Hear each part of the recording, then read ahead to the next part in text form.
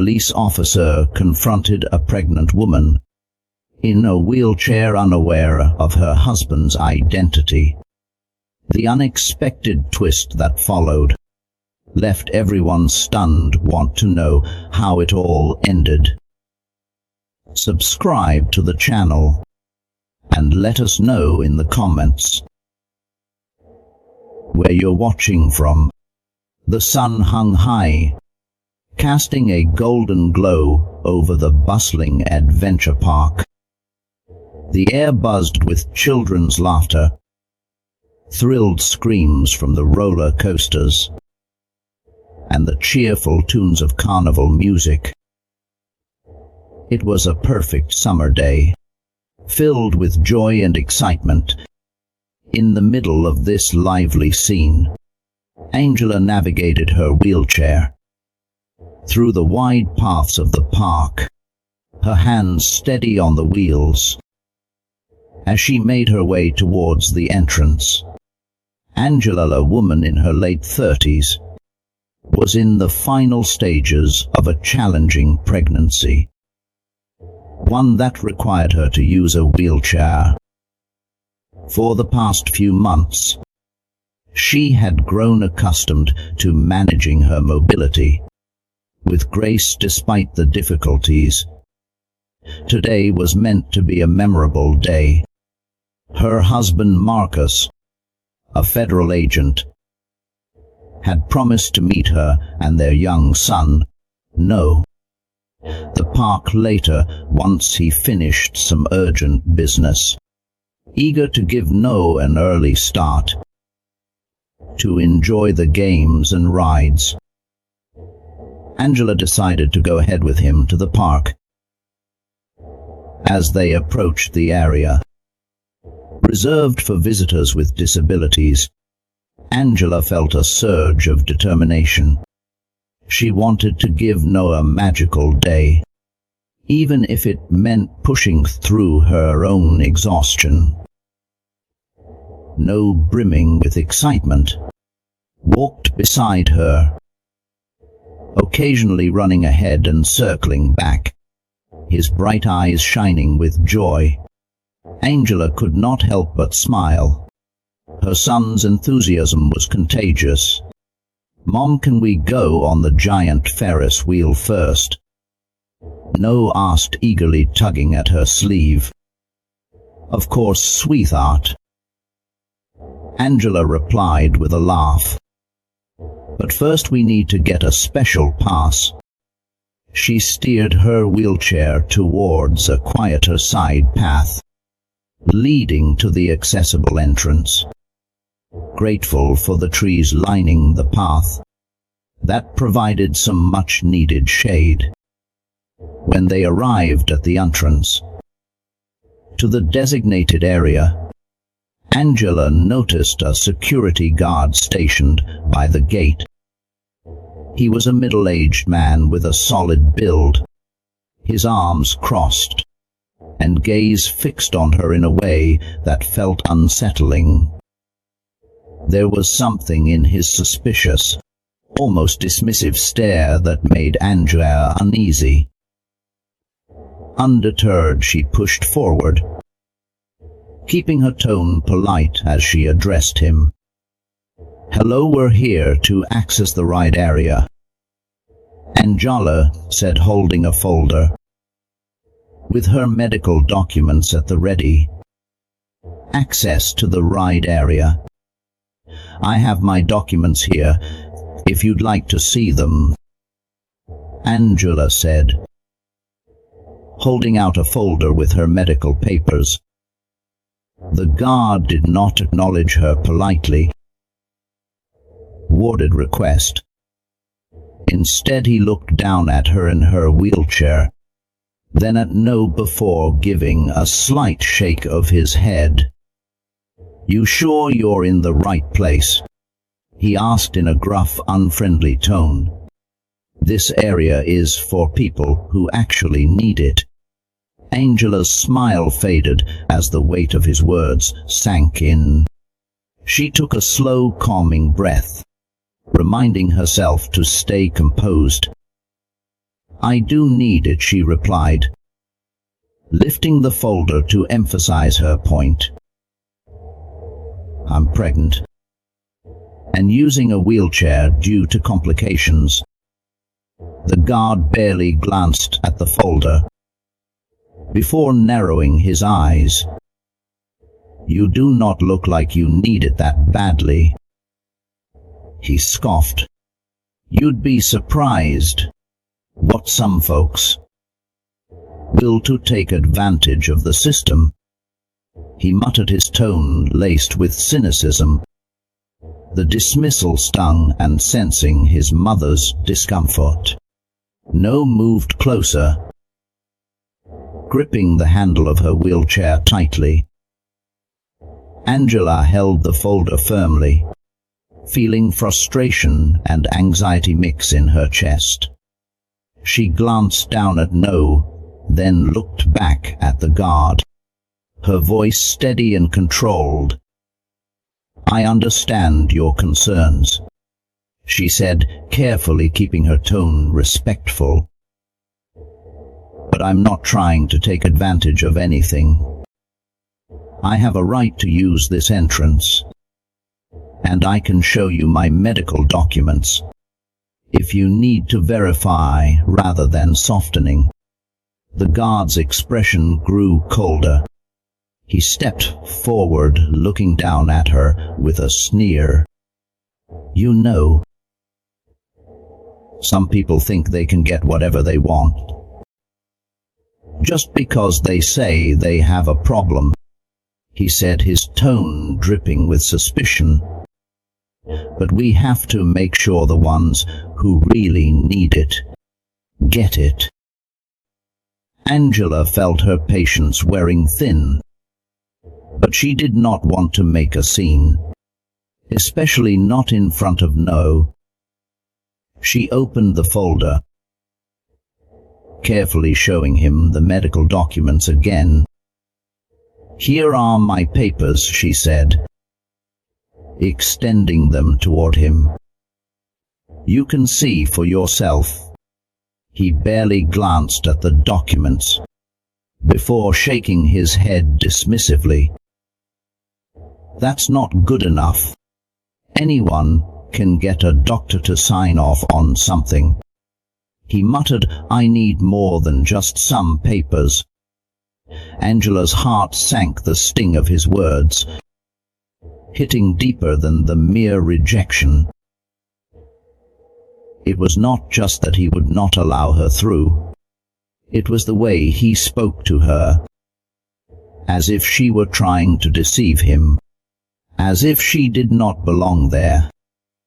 She could feel the tension mounting, and a few passers-by had begun to slow down, curious about the interaction. Glancing around, Angela noticed the onlookers' glances, hearing the faint murmurs as people began turning their attention toward the scene unfolding between her and the guard. Angela's chest tightened with a mixture of anger and humiliation. "Please," she said, her voice strained as she struggled to keep calm. "I'm not trying to cause any problems. I just want to spend the day here with my son." But the guard shook his head firmly, already reaching for his radio. "I think I'm going to have to call this in," he said, his tone resolute. "We've had too many people trying to cheat the system lately. Better safe than sorry." Angela's pulse quickened as the guard spoke into his radio, requesting assistance. Her mind raced as she tried to think of any way to de-escalate the situation before it spiraled further out of control. She glanced down at No, who was clinging even tighter to the side of her wheelchair, his small face clouded with worry. "Is everything okay, Mommy?" he whispered. Angela mustered a reassuring smile for her son, despite her own mounting anxiety. "It's all right, sweetheart. We're just sorting something out," she said softly, hoping her voice sounded steadier than she felt. But as the guard continued speaking into his radio, Angela felt a wave of frustration and helplessness wash over her. She had shown her documents, explained her situation, yet none of it seemed to matter. It was as if the guard had already made up his mind to view her with suspicion, and nothing she could say would change that. She could feel the judgmental gazes of passers-by, hear their low murmurs as they watched her every move. A response crackled over the guard's radio, confirming that a police officer would be there shortly. Angela's heart sank further. She had hoped to avoid any involvement with the authorities, knowing how unpredictable these encounters could sometimes be. The thought of witnessing a scene like that made her stomach twist. But now it seemed she had no other choice. The guard clipped his radio back onto his belt, crossing his arms and looking down at her with the same unyielding expression. "You can wait right here until the officer arrives," he said, his voice cold and final. "We'll get this sorted out." Angela gripped the wheels of her chair, her knuckles turning white as she fought to maintain her composure. This was supposed to be a day of joy, an escape from her everyday stresses. But now, she found herself at the center of a confrontation she had not expected, and one she was not sure how to navigate. The sounds of the amusement park faded into the background, leaving only a tense silence hang in the air as she and waited by the entrance. Every passing second felt like an eternity as Angela braced herself for whatever would come next. A heavy unease settled in Angela's chest. Stood close, glancing nervously around, and she reached out, touching his arm in an attempt to convey calmness she did not truly feel. Her mind raced with dread about what might happen next. In the distance, the flashing lights of a police cruiser became visible, drawing murmurs from the crowd, now turning their attention toward the approaching vehicle. The car pulled up to the curb, and a broad-shouldered officer, with a square jaw and an impatient expression, stepped out. His name tag read T. Johnson. He walked toward Angela with a look that shifted from indifference to something approaching disdain. The security guard quickly approached the officer, explaining the situation in a low voice. Angela could not make out his exact words, but the skeptical tone was unmistakable as Officer Johnson's eyes settled on her. He shook his head slightly, as though he had already reached a judgment.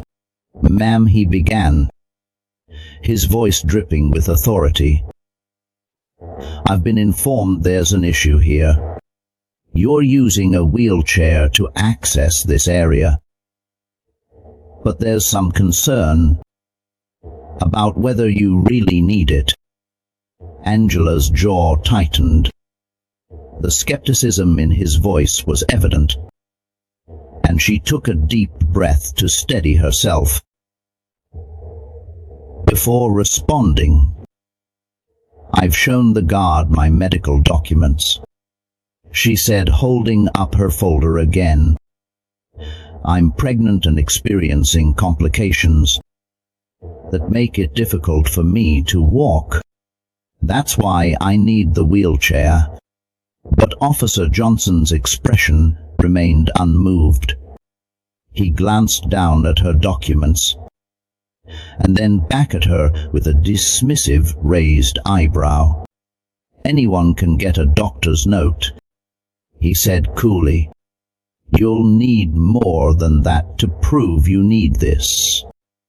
Encouraged by the officer's presence, the security guard chimed in, raising his voice for onlookers to hear. "I told her already. We've had too many people trying to cheat the system. You would not believe what folks will do to get special treatment." Angela felt a flare of anger rise within her. It was not only the fact that they were questioning her honesty. It was the condescension, the way they seemed to view her as inherently suspect, as though her words and documents meant nothing. She felt that this was not just about her wheelchair. It was also about her being a black woman in this setting, and that realization stung even more deeply. Her voice trembled slightly, though she kept it steady.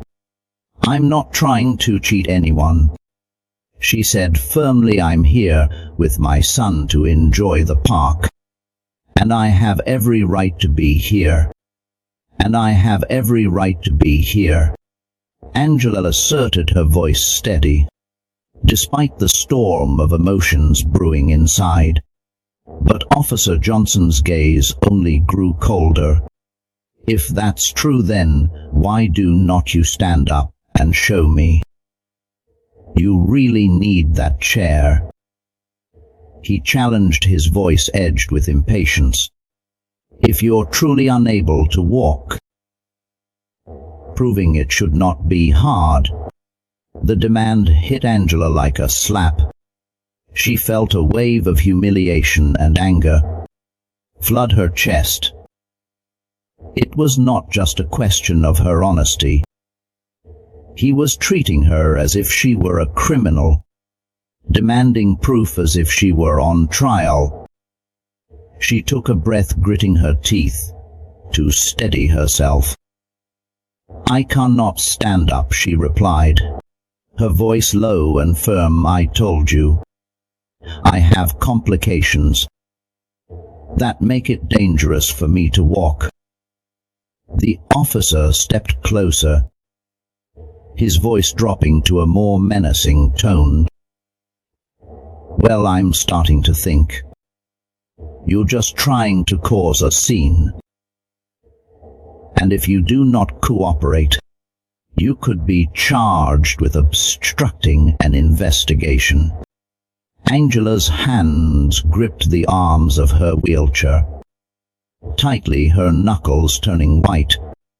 Every word she spoke felt twisted, as if no matter how reasonably she explained, it only made her look more suspicious. Her pulse raced, heat rising in her face as she struggled to stay calm. "I'm not obstructing anything," she said, frustration breaking through her controlled tone. "I'm just trying to explain." But Officer Johnson cut her off sharply. "Enough with the excuses now. Either get up and prove you need that chair, or I'll have to escort you out." His hand moved toward the cuffs on his belt, and a few people in the crowd gasped audibly. Just then No's small, fearful voice broke through the tense air. "Mommy, what's happening? Are they gonna take you away?" He looked up at her, his wide eyes brimming with tears. The sound of her son's voice snapped Angela back. She turned to No, gently stroking his hair as she tried to reassure him, though her own fear was growing. "It's going to be okay, sweetheart," she whispered, though she was not sure if she believed it herself. The officer's eyes flicked down to No, his expression hardening even further. "And who's this?" he asked. "Is he involved in whatever is going on here?" Angela's protective instinct flared instantly.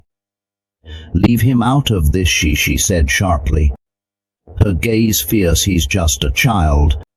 But Officer Johnson's expression remained stony. "If you do not comply, we may have to take steps to ensure both your safety."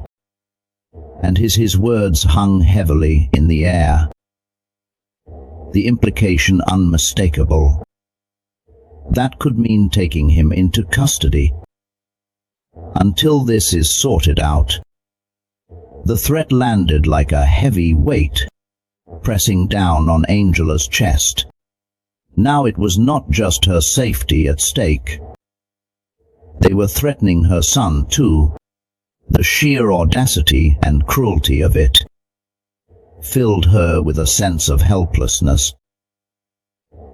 But beneath that helplessness, a new resolve began to grow. This was no longer a simple misunderstanding. This was an outright assault on her rights, her dignity, and now her family. She could feel the anger and determination building within her, ready to confront whatever came next. Angela could not let them do this to her or to No.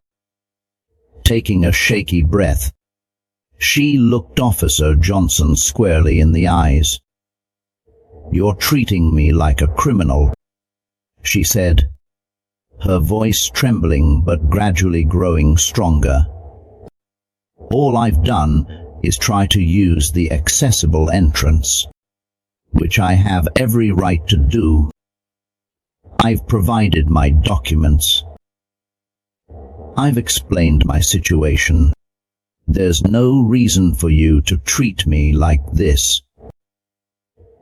But the officer only sneered, his hand still hovering near his cuffs.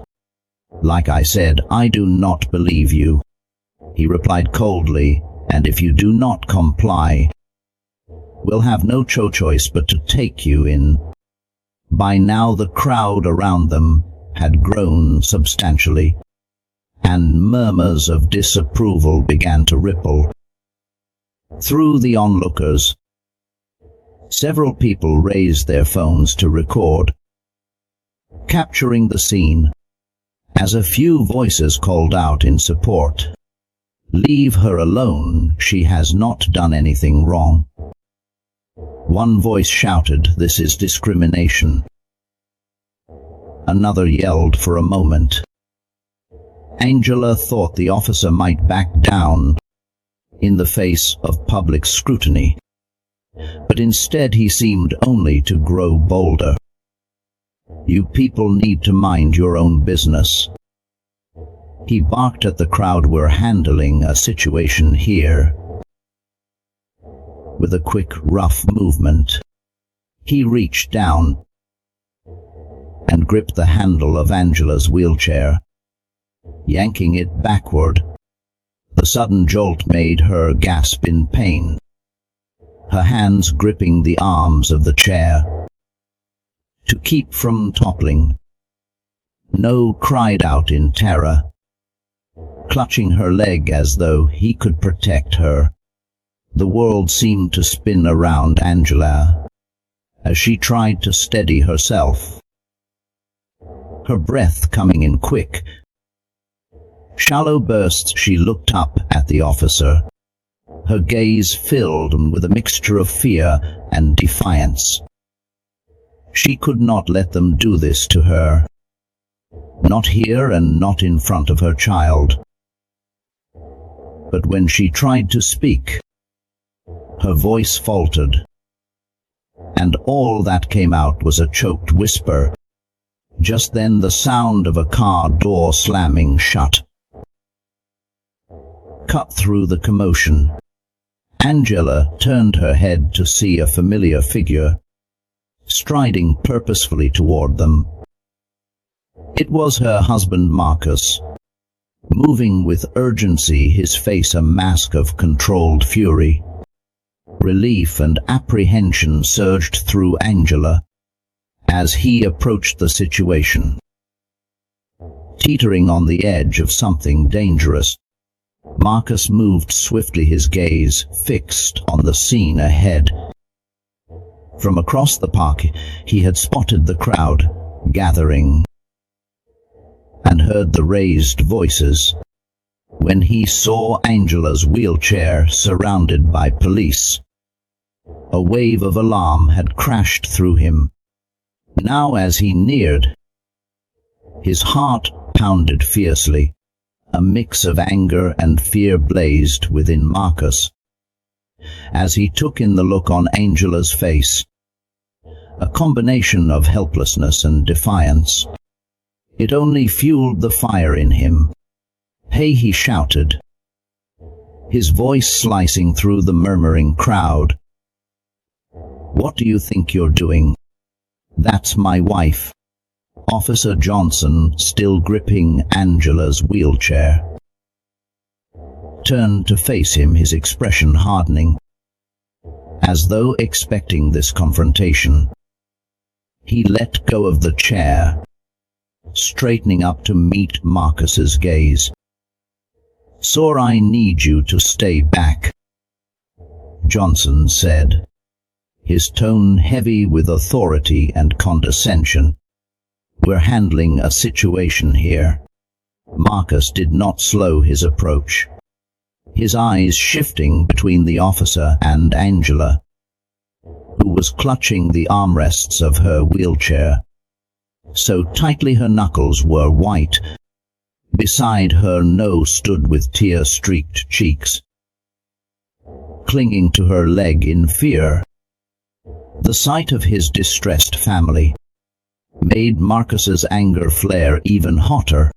"What situation?" Marcus demanded, his voice low and tense. "You're harassing my wife and scaring my son. She has not done anything wrong." Officer Johnson's jaw clenched. "Your wife was unable to provide sufficient proof to use the accessible entrance," he said, coldly glancing dismissively at Angela, as though she were a misbehaving child, and she refused to comply with my instructions. Marcus's temper boiled over. "She showed you her medical documents, did not she?" he shot back. "She has every right to be here, just like anyone else." Johnson's eyes narrowed. "Sir, you need to calm down," he warned, his hand moving closer to the radio on his shoulder. "You're interfering with an active investigation." "Investigation?" Marcus scoffed. "This is not an investigation. This is you abusing your authority." The crowd, which had swelled significantly, began to murmur more loudly, the air thick with a mixture of concern, curiosity, and anger. More people raised their phones to record the scene, capturing each word and movement. Johnson's partner, a younger officer with a stern expression, stepped forward. "Sir, if you do not step back immediately, we'll be forced to detain you for obstruction. This is your final warning." Marcus took a step closer to Angela, positioning himself protectively between her and the officers. "You're not detaining anyone," he said in a low, icy tone. "You're the ones who need to back off." Officer Johnson's patience had worn thin, and his face contorted in frustration as he squared up to Marcus, the tension reaching a breaking point. Johnson nodded to his partner, who reached for the handcuffs at his belt. "If that's how you want to play it," Johnson sneered, "then you're both coming with us." Angela's breath caught her face, stricken with panic. "No," she cried, her voice breaking. "You cannot do this. He's just trying to protect us."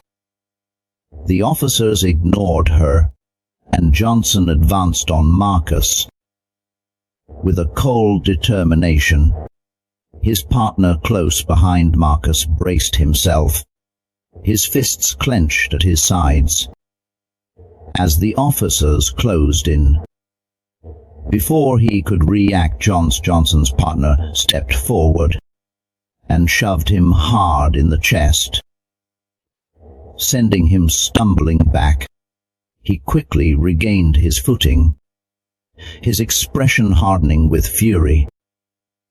The crowd gasped in shock, and several people called out, urging the officers to stop. No, still clinging to Angela's leg, began to sob uncontrollably.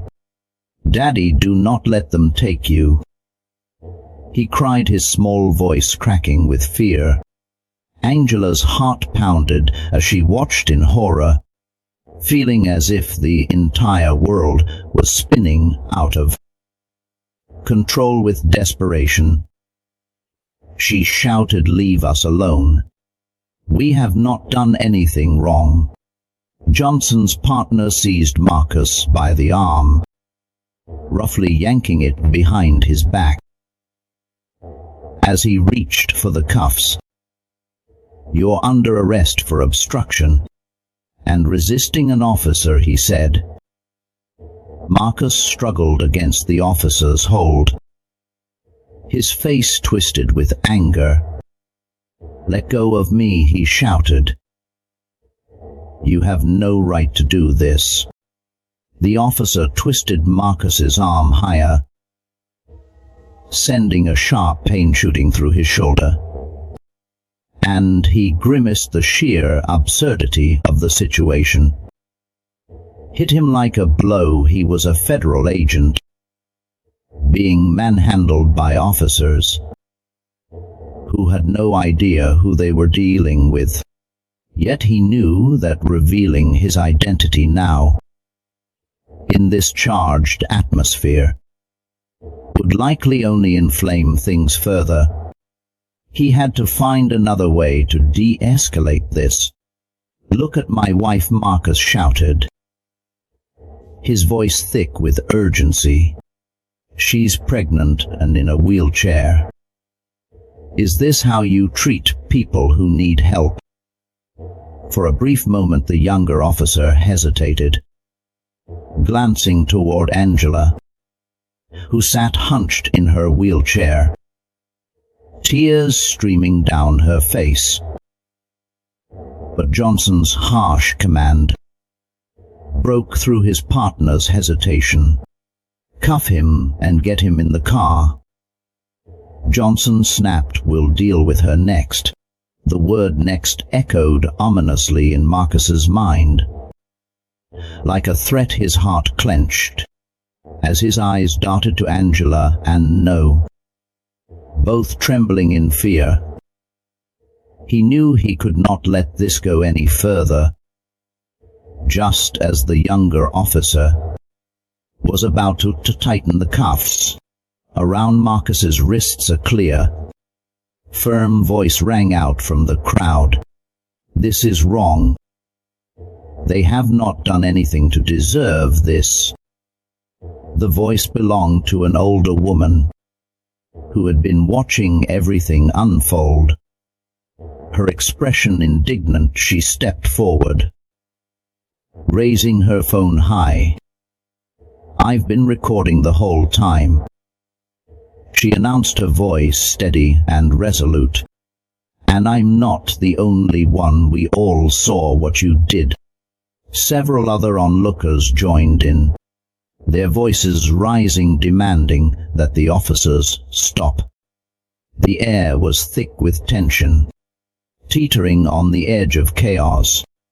Johnson shot a sharp glare at the crowd, but the pressure from onlookers was too intense to ignore. Sensing an opportunity, Angela gathered her strength and found her voice again. "Please just listen to us," she said, her voice trembling with desperation. "You do not have to do this." But Johnson, eyes hard with determination, took a step closer to her. "Ma'am," he said coldly, "you are obstructing an investigation and refusing to comply with lawful orders. We're going to have to take you in as well." Angela felt the words hit her like a punch to the gut. "No," she cried, her hands trembling as they gripped her wheelchair's armrests. "I cannot go anywhere. I'm pregnant and I need medical care." For the first time, Johnson's partner looked uncertain, glancing back at the crowd, which was now chanting for the officers to stop. Several people were holding up their phones, capturing every second of the encounter. The pressure was mounting, and even Johnson seemed to realize the situation was spiraling out of control. But instead of backing down, he doubled down. "Ma'am, this is your last chance," he warned, his voice steely. "Either you cooperate or we'll have to use force." Marcus's mind raced as he felt the cuffs hanging loosely from his wrists. He had to act fast with a final burst of strength. He twisted his body, breaking free from the younger officer's grip. Before Johnson could react, Marcus stepped forward and shouted, "Enough." The word echoed through the air, seeming to stop time. The crowd fell silent and all eyes turned to him. With calm authority, Marcus reached into his pocket and pulled out his FBI badge, holding it high for everyone to see. "I am a federal agent," he declared, his voice ringing out clearly, "and you are violating my family's rights." The crowd gasped as the badge glinted in the sunlight, and Johnson's face went pale as he realized the gravity of the situation. He took a step back, his confidence shaken as the balance of power shifted. In that moment, the full weight of the situation finally sank in, as Marcus held his badge high, a challenge to the officer's authority. The younger officer froze, his hand hovering over the cuffs, uncertainty flickering in his eyes. The crowd erupted into cheers and shouts of support, their energy shifting the balance of power and pressing down on the officers. But Marcus knew this was not over. How things unfolded next would determine whether justice or further chaos would reign. His declaration, the badge held high like a symbol of defiance, rang out over the crowd for a moment. It seemed the tide had turned. But as Marcus met Officer Johnson's glare, he saw shock turning to fury in the officer's eyes. Johnson's face flushed with anger as he processed Marcus's revelation. Gritting his teeth, he sneered, "I do not care who you are pointing a finger at, Marcus. You're obstructing police work, and that badge does not give you a free pass to interfere. Stand down now, or we'll charge you with resisting arrest." Marcus's jaw tightened as a new wave of anger rose within him. "You do not seem to understand what's happening here," he retorted, his voice firm and controlled. "You're violating our rights, and I'm telling you to stop. This is not about resisting arrest. It's about protecting my family from being mistreated." The younger officer, visibly shaken, glanced nervously between Marcus and the crowd. Taking a cautious step back, he leaned toward Johnson. "Sir, maybe we should let this go," he murmured, his voice barely audible amid the murmurs of the crowd. But Johnson's pride was already bruised, and he had no intention of backing down, not with his authority being questioned so openly. Turning sharply to his partner, he barked, "No, we're not letting this go. We're going to do our job." Without waiting for a response, Johnson took a step toward Angela, who was gripping the armrests of her wheelchair, her face pale with fear. "Ma'am, you're under arrest for obstructing a police investigation," he said, his voice cold. "You need to come with us now." Angela's breath hitched, panic flashing across her face as she clutched the armrests tighter. She was trapped, vulnerable, and Marcus felt a wave of dread as he watched, realizing the officers were pushing this further than he had thought possible. The absurdity of it all hit Angela like a blow. She was a pregnant woman in a wheelchair, facing arrest for simply trying to use the accessible entrance. "Please," she said, her voice breaking, "I'm not doing anything wrong. I've shown you my documents. I just want to take my son to enjoy the park." But Johnson remained unmoved, his hand reaching for the cuffs on his belt. The crowd erupted in a fresh wave of outrage, shouting for the officers to stop. "You can explain that to the judge," Johnson said dismissively, as though her words meant nothing to him. Marcus's heart pounded as he watched the officer approach Angela.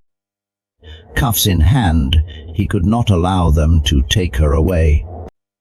"Not like this, not in front of No. You're making a huge mistake," Marcus warned, his voice low and threatening. "If you arrest her, you'll be facing more than a complaint. You'll be facing federal charges." Johnson sneered, unfazed. "Are you threatening a police officer?" he taunted. "I suggest you step back before you make things worse for yourself."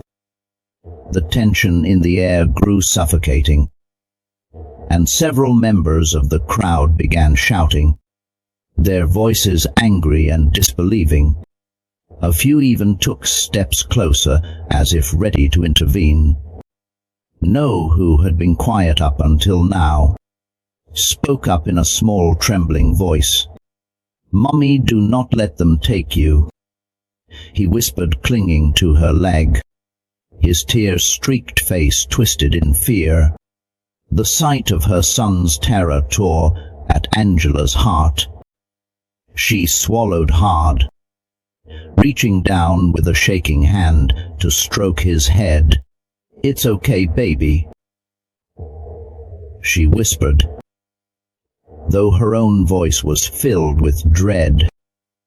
"I'm not going anywhere," but Johnson was done listening. He moved behind Angela, gripping the handles of her wheelchair. "You're coming with us," he said, his tone cold and final, without waiting for a response. He began pulling the chair backward. Angela cried out in pain, clutching her belly as a sharp spasm shot through her. Her body jerked involuntarily, and she let out a gasp that seemed to silence the crowd. The suddenness of her reaction made Johnson hesitate, though his expression remained stony. "Let's not make this more difficult than it has to be," he growled, though there was a flicker of doubt in his eyes. Marcus's mind raced as he saw Angela's face contort in pain. He knew he had to do something quickly. Marcus knew he had to act immediately. He stepped forward, raising his voice above the crowd. "She's in pain," he shouted. "She needs medical attention, not handcuffs." The crowd roared with renewed outrage. "You're gonna hurt her," someone yelled. "She's pregnant, what's wrong with you?" shouted another. Thompson's grip on Angela's wheelchair tightened, his jaw clenching, as he saw the growing crowd of onlookers, with their phones out recording his every move, their faces twisted in anger and disgust. He was rapidly losing control of the situation. The younger officer, visibly shaken, placed a hand on Thompson's shoulder. "We need to stop," he urged, his voice trembling. "This is getting out of hand." For a moment Thompson's resolve wavered, but his stubborn pride won out. "No," he said through gritted teeth. "We're doing this by the book." He looked down at Angela, who was clutching her stomach, her breath short and rapid. "Ma'am, if you do not cooperate, we'll have to use more force." Angela gasped for air, fighting through the pain in her abdomen. The thought of being forcibly taken away in this condition filled her with terror. She looked up at Marcus, her eyes pleading silently for help. Marcus's mind raced. He realized that words alone would not diffuse the situation. These officers were too determined to assert their authority, and the crowd was too close to erupting. He needed to take decisive action to shift the momentum. With a burst of resolve, Marcus raised his badge once more and took a firm step toward the officers. "I'm ordering you to stand down," he commanded, his voice ringing with authority. "This woman is my wife, and she is in medical distress. By continuing to detain her, you're violating federal law."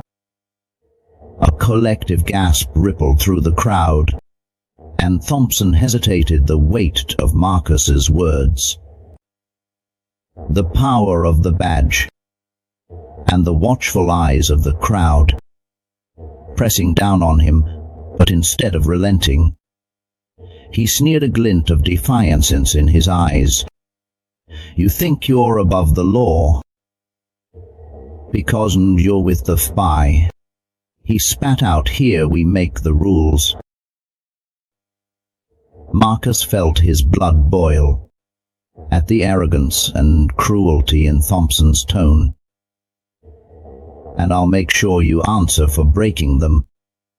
He shot back, his voice cold and resolute. In a flash of frustration, Johnson yanked on Angela's wheelchair. Jerking it backward, Angela cried out in pain. Clutching the armrest to keep from falling, the brutal action became a tipping point for the crowd. The simmering anger transformed into determination. To intervene, several people stepped forward, closing in on the officer. "You're gonna hurt her, stop!" A woman shouted, her voice trembling with fury. "We're not gonna let you do this." A man in his 40s moved closer to Marcus. "Let us help," he urged. "You're right, we cannot let them get away with this." Others in the crowd echoed his sentiment, their voices rising in support and condemnation of the officer's actions. Realizing he was losing control, Johnson took a step back and reached for his radio. "We need more units here," he barked, his tone urgent. "The situation is escalating." The younger officer's expression wavered between doubt and fear as he glanced at Johnson. "Maybe we should back off," he murmured, barely audible. "It's not worth it." Johnson's face darkened, but before he could respond, Marcus took advantage of the moment. He stepped forward, seizing the handles of Angela's wheelchair. "Get your hands off her," he said, his voice as cold as steel. The two men locked eyes, the tension between them sparking dangerously. It seemed as if things might erupt into violence at any second. But then the wail of sirens broke through the air, signaling the arrival of additional officers. Marcus felt a surge of urgency. This was his last chance to take control of the situation. He bent down to Angela, his voice low but intense. "I'm not going to let them take you," he said. "We'll fight this together, no matter what it takes." Angela nodded, tears mingling with sweat as she looked up at him. "I know," she whispered, a hint of hope in her voice. "We will not let them win." As the additional squad cars pulled up, the atmosphere crackled with tension. The sirens grew louder and the crowd surged forward, their voices a chaotic blend of anger, outrage, and concern. Angela gripped the arms of her wheelchair, her knuckles white, while Marcus stood protectively in front of her, defiant and unyielding. He knew that this moment would determine everything: the safety of his family, his career, and the powerful message they were about to send. The squad cars screeched to a halt, and several officers stepped out, their faces a mix of confusion and readiness. Leading them was a stern-faced sergeant with a commanding presence. He strode toward Officer Johnson, assessing the chaotic scene, his gaze shifting between Marcus, Angela, and the agitated crowd. "What's going on here, Johnson?" the sergeant demanded, his eyes narrowing. "We got a call for backup, but this does not look like a serious threat, Johnson," his face taut with frustration and bruised pride, jabbed a finger in Marcus's direction. This man interfered with a lawful investigation. He snapped, "Now the crowd's getting out of control, and his wife is refusing to comply. They've been obstructing justice." The sergeant looked between Marcus and Angela, who sat hunched over in her wheelchair, her hand resting protectively on her pregnant belly. His expression softened slightly, as if he were beginning to grasp the absurdity of the situation. "You're arresting a pregnant woman?" he asked, disbelief lacing his voice. "She's refusing to cooperate." Johnson shot back defensively. "And this guy," he added, gesturing toward Marcus, "claims he's with the FBI. The sergeant raised an eyebrow at that. He turned to Marcus, his tone skeptical yet more measured. "Is that true?" he asked. "Are you really with the borough?" Marcus's pulse quickened. He had already displayed his badge, but now he knew he had to make his authority crystal clear. Stepping forward, he held out his badge once more, his voice steady but edged with urgency. "Yes, I'm an FBI agent," he stated firmly. "Marcus Hayes. And what's happening here is a gross violation of my wife's civil rights." The sergeant studied the badge, then looked at Marcus's face as if weighing his words. Meanwhile, Johnson's face darkened, his pride visibly stinging, as the realization sank in that he may have overstepped his bounds. But instead of backing down, Johnson sneered and muttered, "Just because you flash a badge does not mean you get to break the law." Marcus felt anger surge in his chest, but he kept his tone controlled, his words laced with firmness. "I'm not the one breaking the law here.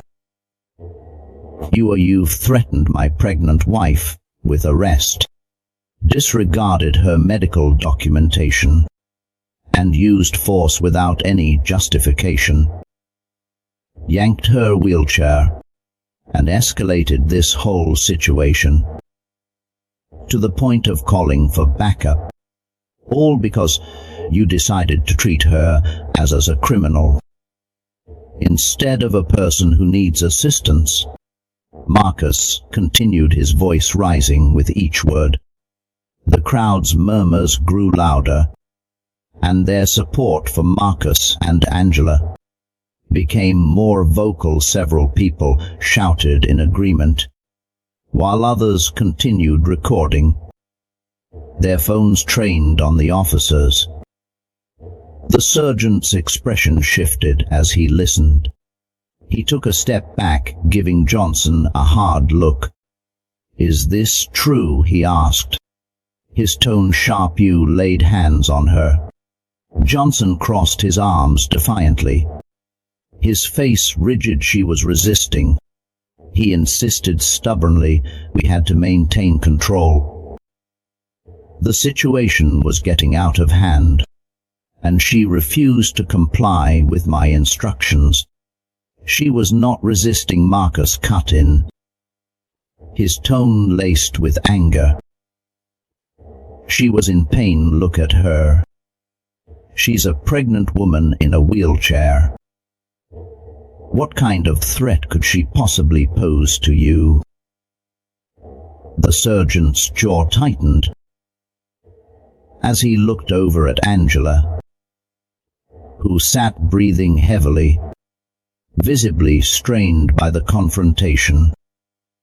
His expression softened, taking in her obvious vulnerability, before he turned back to Johnson, his eyes hardening. "This does not sound like a situation that required this level of force," he said coldly. "You should have exercised more discretion." Johnson's face flushed, but before he could respond, Marcus stepped forward, his voice stronger and filled with righteous indignation. "This is exactly why people do not trust the police," he said, addressing not just Johnson, but the surrounding officers as well. "When those who are supposed to protect and serve act with this kind of arrogance and disregard for the public's rights, it tears apart the very fabric of our society." His words struck a chord.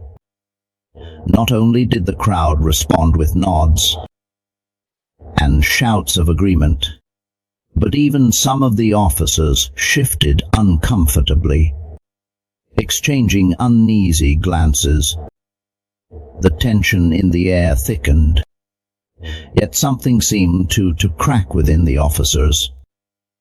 Unified front, but Johnson, too deep in his pride, refused to back down. He took a step toward Marcus, sarcasm dripping from his voice. "You think you can just come here, flash your badge and act like you're above the law?"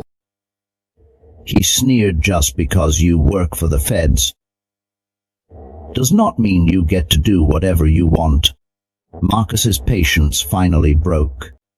He took a deep breath, locking eyes with Johnson. "This is not about me being above the law," he said, his voice deadly calm. "It's about you abusing your authority." Marcus's voice remained deadly calm. "This is about you abusing your power," he said firmly. "If you do not de-escalate the situation right now, I'll make sure there are consequences for you and everyone involved in this abuse." The sergeant quickly stepped between them, raising a hand as if to physically separate the two men.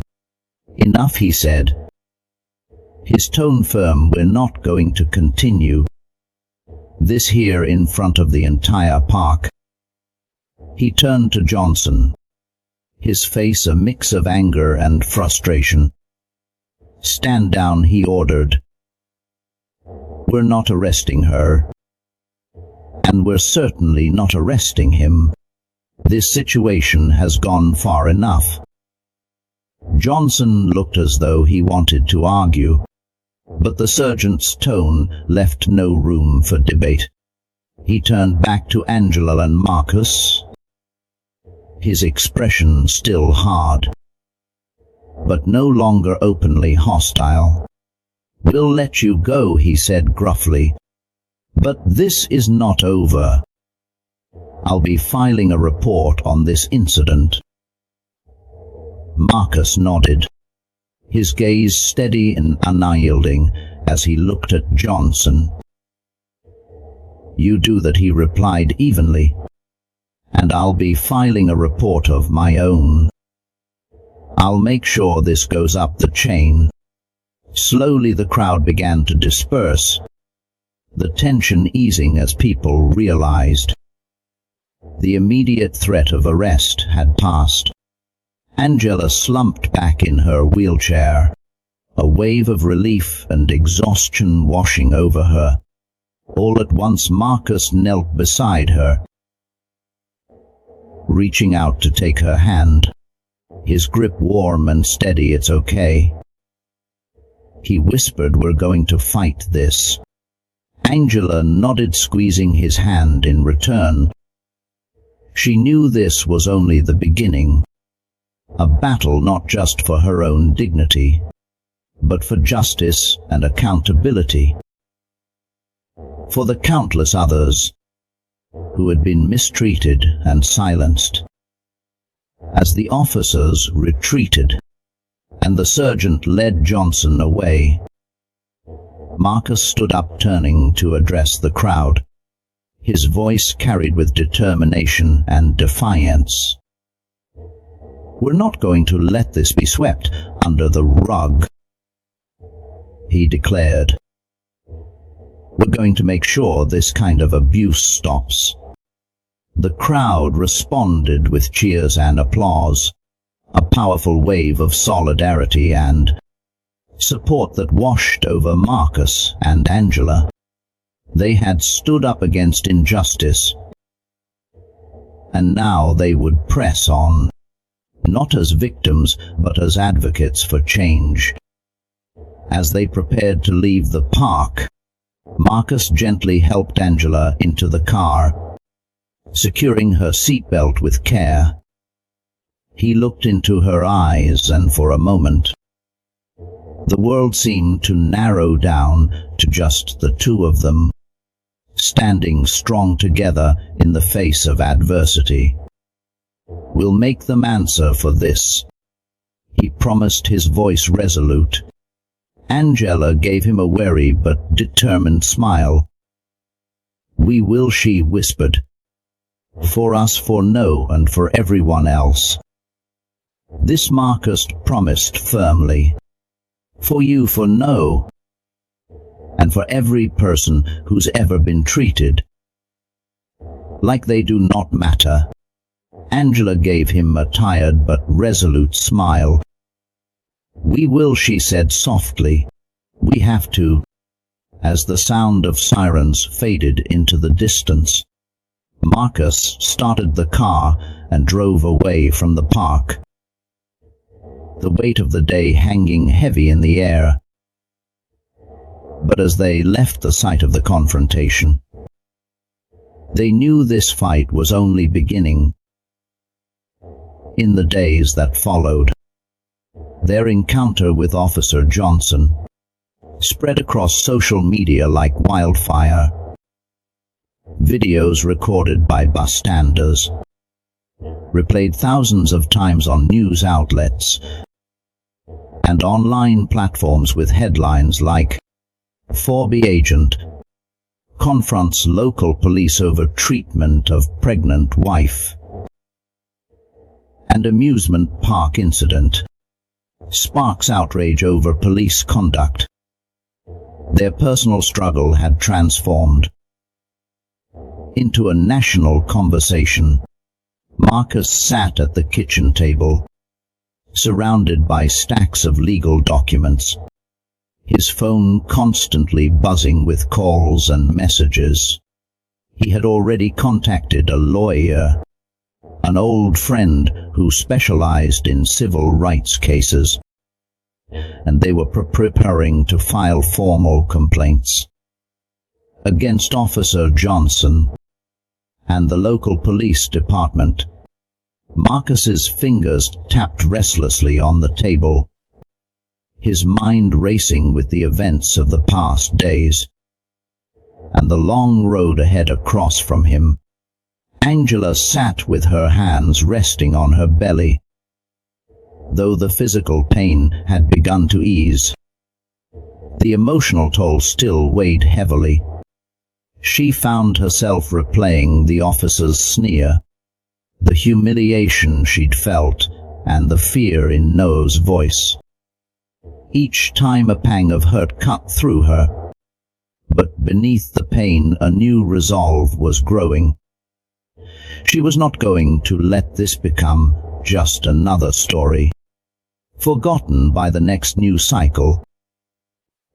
"Do you think they'll actually do something?" she asked quietly, a hint of hope in her voice. "The police department, I mean. Do you think they'll hold him accountable?" Marcus looked up, meeting her gaze. He knew that change was never guaranteed, that the system often had ways of protecting its own. But this time they had the public's attention, and he was not about to let it slip away. "We do not have a choice," he replied, his tone firm. "Too many people saw what happened. Too many witnesses, we have to make them act. As if on cue, his phone buzzed again with a new message. This time from a local civil rights organization, reaching out in support of their case. The civil rights organization that had taken interest in their case was organizing a rally in support of Angela, calling for greater accountability and reform within the police department. They invited Marcus to speak, asking him to share their story and keep the momentum for change alive. Angela reached out and placed her hand over his. "We should do it," she said, her voice steady despite the fear she still carried. "If it helps prevent this from happening to someone else, then it's worth it." Marcus squeezed her hand gently, feeling a surge of pride at her strength. He nodded, determination hardening his resolve. "We'll do it," he agreed, "and we'll make sure they listen." The day of the rally dawned with clear skies and a chill in the air hinting at autumn's approach. Marcus and Angela stood on the steps of City Hall, looking out over a sea of faces.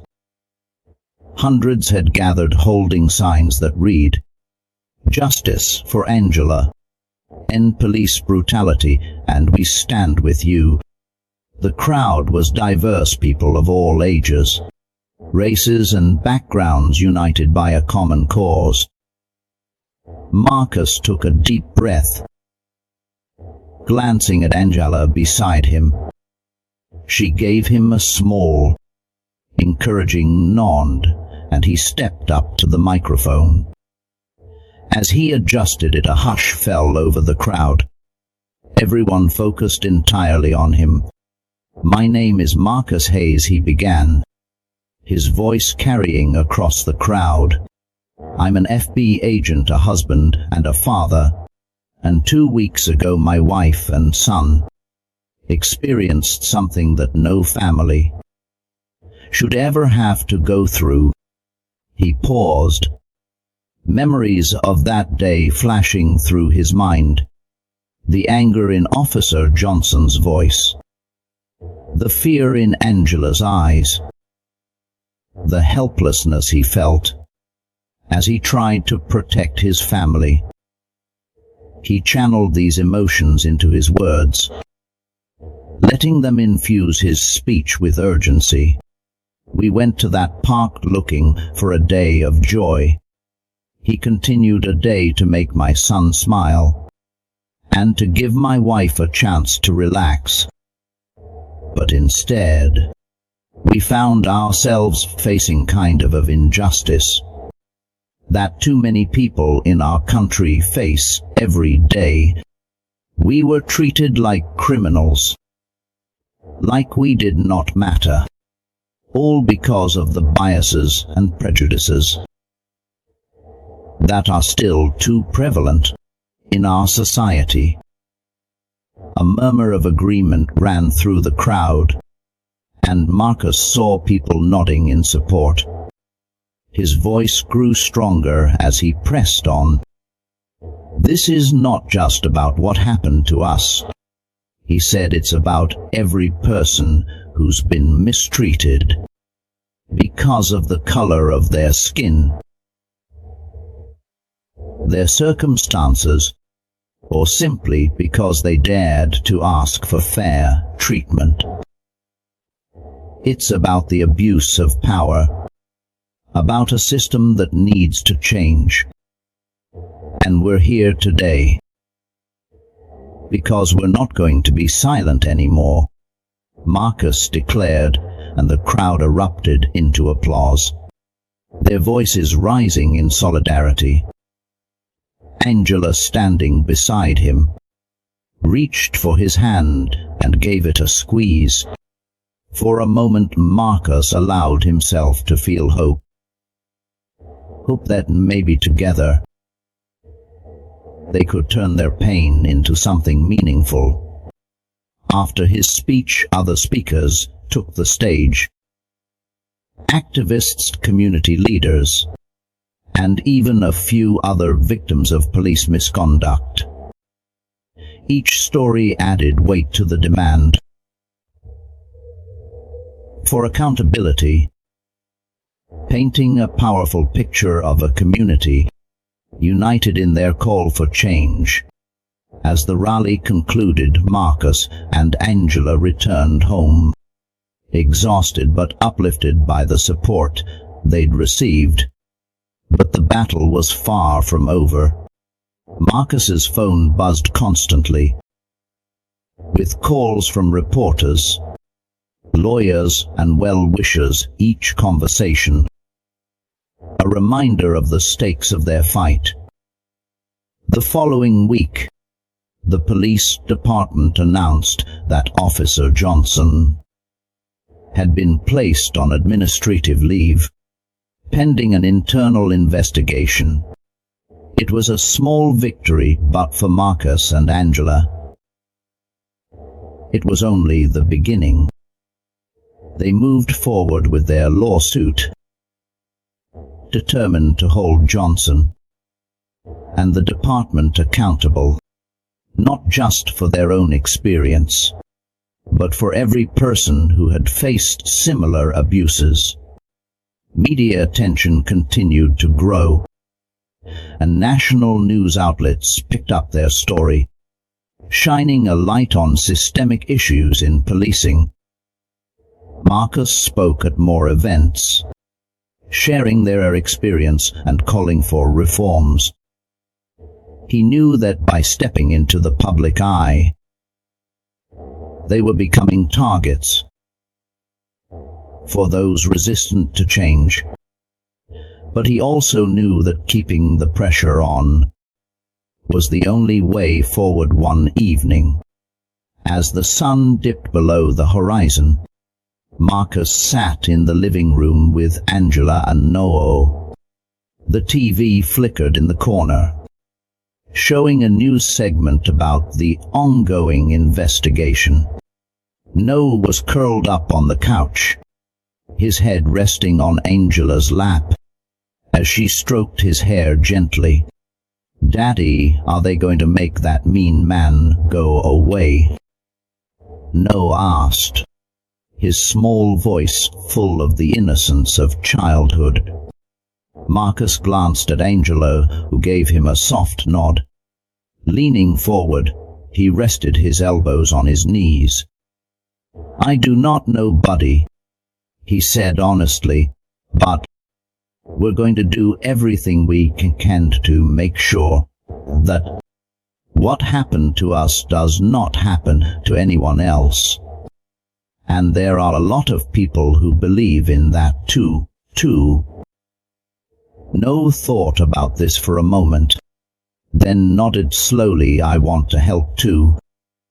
When I grow up," he said, his voice steady so no one has to be scared. Angela's eyes filled with tears as she listened to her son, and she reached down to hug him tightly. "You're already helping, sweetie," she whispered, her voice filled with pride. Just by being here. Marcus felt a lump in his throat as he watched them, knowing that no matter how challenging the road ahead might be, they had something worth fighting for. Angela's eyes filled with tears as she listened to her son's words, and she hugged him tightly. "You're already helping, sweetheart," she whispered, her voice filled with gratitude. Just by being here. Marcus felt a lump in his throat as he watched them, realizing that no matter how difficult the road ahead might be, they had something worth fighting for, something that made every challenge, every moment of fear worthwhile. Months later, the investigation concluded, and Officer Johnson faced a disciplinary hearing under public pressure and scrutiny. The department announced new training programs and a review of their practices. It was not the sweeping reform Marcus and Angela had hoped for, but it was a step in the right direction, a sign that their efforts had made a difference. In the end, Johnson was stripped of his badge and faced charges for his actions at the park. His trial became a public spectacle, with testimonies from witnesses, video evidence, and the voices of those inspired by Marcus and Angela's courage as the verdict was read: guilty of abuse of power and misconduct. Marcus squeezed Angela's hand, feeling a weight lift from his chest. It was not a complete victory, but it was validation that their fight had been worth it. Outside the courthouse, a crowd had gathered once more. This time in celebration, Marcus and Angela stood together, hands intertwined, looking out over the faces of those who had supported them. They knew there was still work to be done, but they also knew they had the strength to keep pushing forward. As they left the courthouse that day, with the sun shining down and the promise of justice ringing in their ears, Marcus and Angela walked away with a renewed sense of purpose.